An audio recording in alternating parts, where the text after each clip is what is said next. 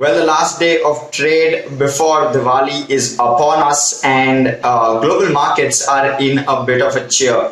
The US markets, especially, have been clocking record highs and record closes, and that continues on Tuesday as well.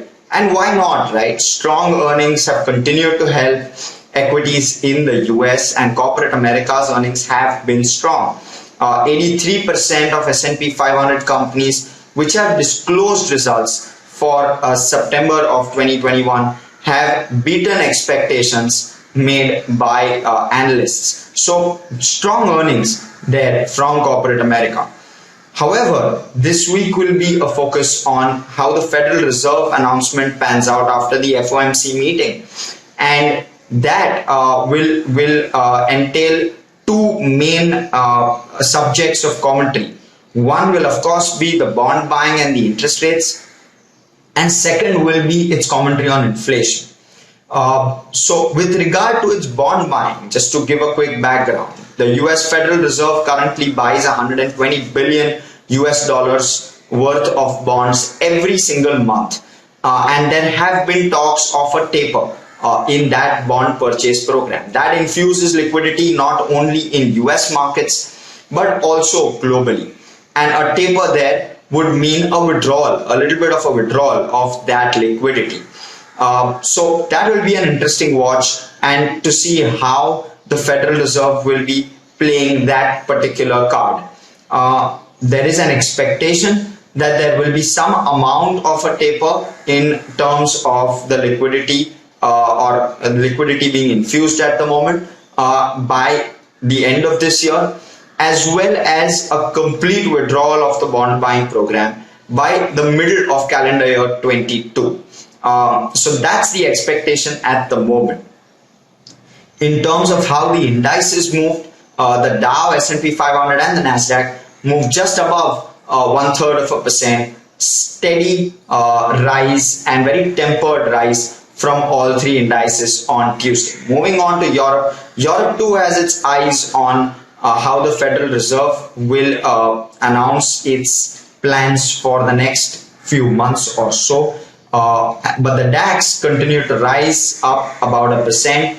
European markets otherwise rose. However, the FTSE 100 was the index which fell around 1/5% lower for the UK index. Moving on to how Asia is panning out today. If I look at the current rates, the Nikkei is down around 0.5%. The Shanghai is absolutely flat, slightly negative bias there. The Hang Seng is down over 1%, and the Kospi 2 down around just above 1%. But the ASX 200 is holding firmly on a gain of just above 1% for the ASX. So all indices in the red broadly. However, the ASX 200 is holding on to a 1% gain.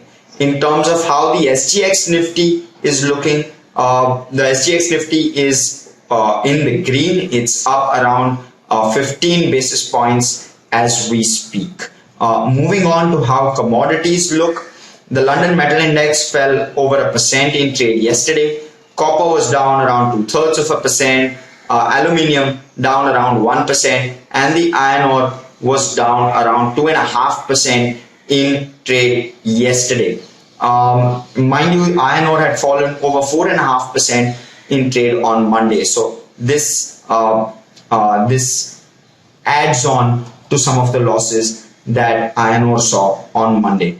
Ahead of the OPEC Plus meeting, oil has stumbled a bit, with oil currently at around $82.5 a barrel, and Brent at around 83.75 US dollars a barrel. Gold is holding steady, is at around 1786 an ounce, with the 10-year treasury also quite steady at 1.55%. So both of those holding quite steady. The dollar index though has reversed Monday's losses. It's up around 22 basis points in trade on Tuesday, and is absolutely flat in early trade today, up just about 2 basis points. Bitcoin has risen over 3.5% or so, and is now at the US dollar 63,000 mark. That's a roundup of global markets. Wishing you and everyone at home a very happy Diwali from all of us here.